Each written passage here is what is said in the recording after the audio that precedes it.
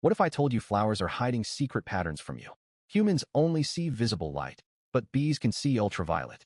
So when a flower looks plain to you, to a bee it might look like a glowing airport runway saying, "Nectar this way, you fuzzy idiot." Now imagine if you could see all light wavelengths. Flowers would explode with hidden markings. Animals would show off heat signatures. The night sky could reveal invisible radiation and cosmic energy you were never supposed to casually look at while eating chips. Even your own body would look different. Warm spots, cooler areas, weird reflections. Basically, you'd become your own walking weather map. Nature wouldn't just be prettier. It would be way stranger. You'd realize the world isn't what it looks like. It's just the tiny version your eyeballs can handle.